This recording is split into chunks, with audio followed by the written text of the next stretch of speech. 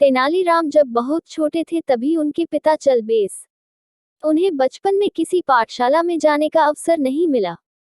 वह बहुत नटखट थे और उनके शरारतों के कारण उनकी मां अक्सर परेशान रहती थी। फिर एक दिन उन्हें एक ज्ञानी संत मिले। उन्होंने उन्हें एक मंत्र दिया और कहा कि वह रोजाना काली मां की प्रार्थना किया करे। तेनालीराम पास ही बने काली मंदिर में गए और संत के कहे अनुसार मंत्र का 1,00,000 बार जप किया। मंत्र जाप पूरा होते ही काली मां ने अपने 100 सिरों के साथ भयंकर रूप में उन्हें दर्शन दिए। काली मां को इस प्रकार अपने सामने देखकर तेनाली घबराने की बहाई जोर जोर से हंसने लगे। काली मां ने उनसे उसके इस तरह के हंसने का कारण पूछा। वह बोले, मां मेरी एक नाक है और जब भी मुझे जुकाम हो जाता है तो मुझे बहुत मुश्किल हो जाती है। लेकिन जब आपको जुकाम होता है तो आप क्या करती है? इतने सारे सिर और केवल 2 हाथ। मां काली तेनाली के इस हंसमुख स्वभाव से बहुत प्रसन्न हुई और बोली, तुम अपने चुलबुले स्वभाव के कारण विकट कवि के रूप में जाने जाओगे। मैं तुम्हें वरदान देती हूँ कि तुम्हारी बातें लोगों का मनोरंजन करेगी। तेनालीराम बोला, धन्यवाद माँ, यह एक अच्छा नाम है। यह आरंभ से लेकर अंत तक एक जैसा बोला जा सकता है।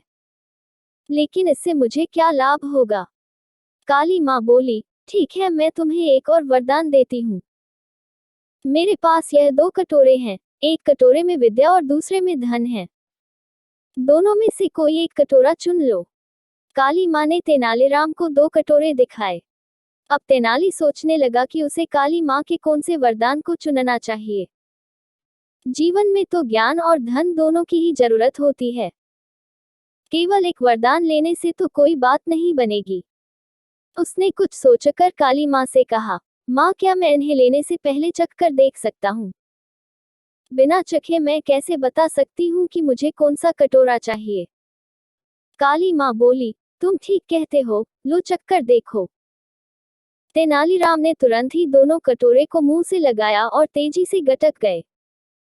काली माँ तुरंत ही समझ गई कि तेनालीराम ने उन्हें अपनी बातों के जाल पर फंसाकर दोनों ही वरदान ले लिए थे। तेनालीराम ने कहा, मुझे क्षमा कर दो माँ। मुझे जीने के लिए विद्या और धन दोनों ही चाहिए थे। एक के बिना दूसरा भी अधूरा है। इसलिए मैंने दोनों को ही ले लिया। क्या आपको लगता है कि मैंने कुछ गलत किया?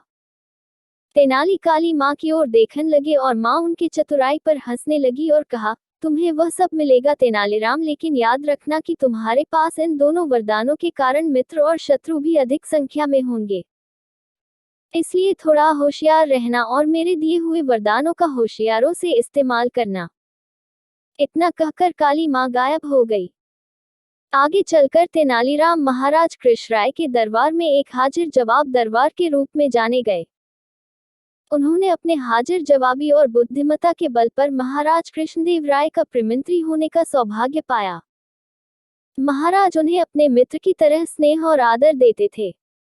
इस प्रकार उन्हें बहुत धन संपदा भी मिली और जैसा कि मां काली का वरदान था, उनके मित्रों और शत्रुओं की संख्या भी कभी कम नहीं रही।